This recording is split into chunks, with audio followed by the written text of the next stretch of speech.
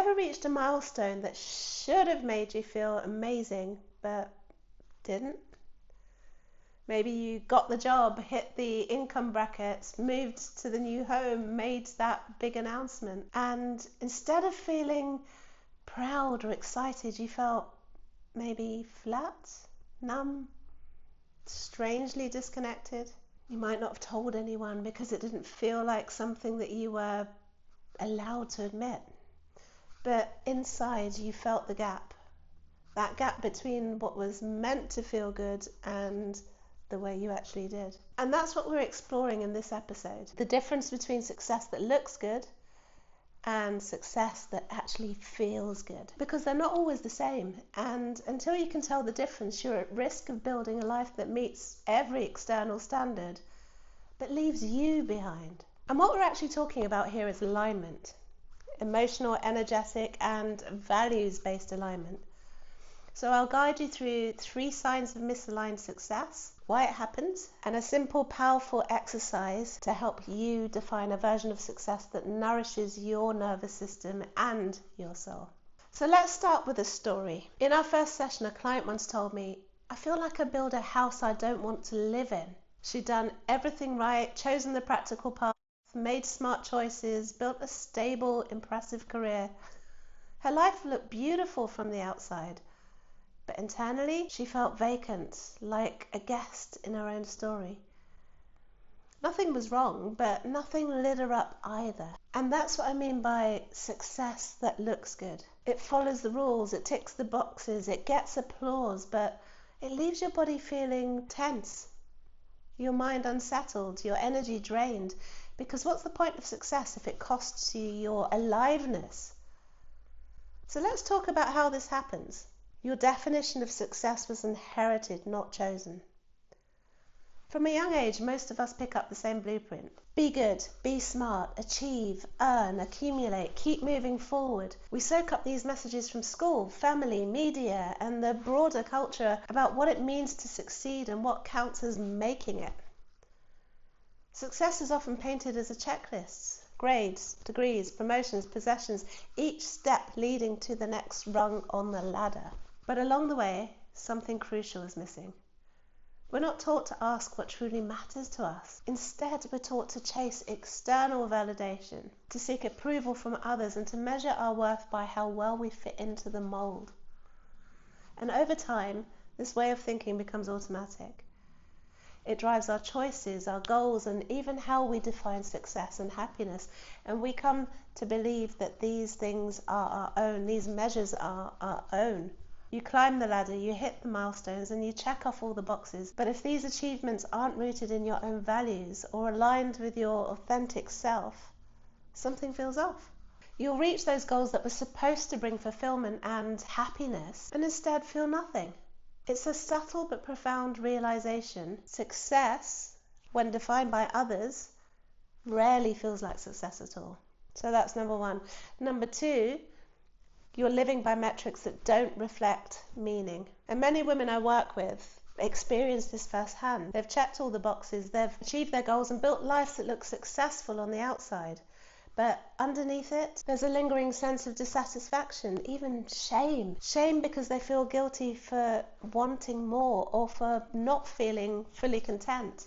And they start to wonder if the problem is with them. And that was me. I felt so unfulfilled in my career as a city lawyer, and I felt so guilty for feeling that way because so many people would just dream for that life. But it wasn't for me. And because it wasn't for me, and because I felt these feelings, this disconnect internally, I felt terribly, terribly ungrateful, terribly, terribly guilty. But what if the real issue isn't you at all? What if the problem lies in how success is being defined? Perhaps it's time to redefine what success means in a way that includes fulfillment, purpose, and alignment with your true self. Thirdly, you're achieving in a way that disregards your nervous system. If your version of success requires you to override your body, ignore its signals, and constantly push through exhaustion, well, you're paying for your achievements with your health. You might convince yourself that this is the only way to achieve your goals, but the cost is steep. I learned that firsthand. And over time, your body and your mind will push back. You burn out. You lose energy and motivation, that energy and motivation that once drove you forward. You numb out to disconnect from your emotions and the world around you using unhealthy habits like alcohol. The sense of pride in everything that you worked so hard to build starts to fade, leaving you feeling a bit detached and empty. And this cycle isn't sustainable. But it doesn't have to be this way. Success doesn't have to mean self-sacrifice, and there are healthier, more balanced ways to thrive. And here's how to start. Step 1, redefine success on your terms. Forget what it's supposed to look like and ask yourself, what do I want success to feel like? What kind of life would feel good to wake up to? What rhythms, relationships, and routines would support my real self, not my role? Step 2, spot the signs of misalignment. You know you're chasing someone else's version of success when you achieve the thing, but feel no internal shift, or you dread your own schedule, or you feel envious of people with more freedom, not more money, or maybe you fantasize about starting all over, throwing it all away. So start to notice if you're feeling these things. Step 3, identify your felt success indicators, because these are the cues that you know you're on the right track, not ones that are rooted in external markers of success, but because your body and soul said yes. So for examples of that could be you feel clear-headed at the end of the day, or you're noticing that you're having time for deep relationships. Maybe you can rest without feeling guilt, or your work energizes you more than it depletes you. So start looking out for those internal measures of success. And step 4, audit your current version of success. Take a moment right now and ask, what parts of my life look good but don't feel good? And don't overthink it, just notice. Is it your role, your routine, the way you spend your time, the way you earn?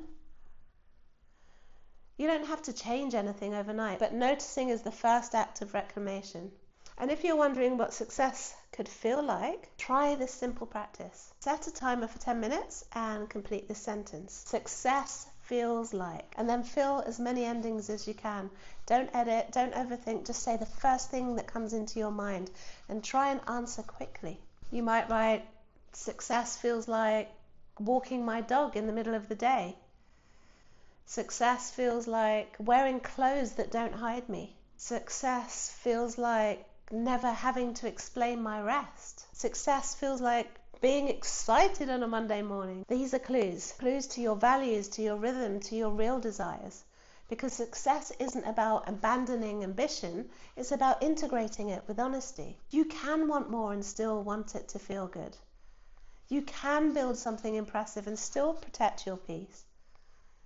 You can work hard and not abandon your body in the process. And that's what we explore inside the Purposeful Path.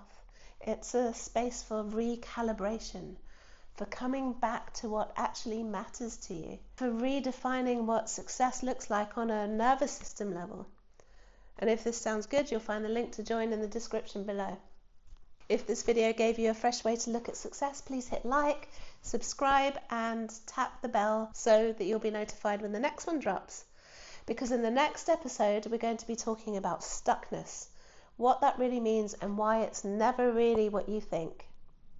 I'll see you there.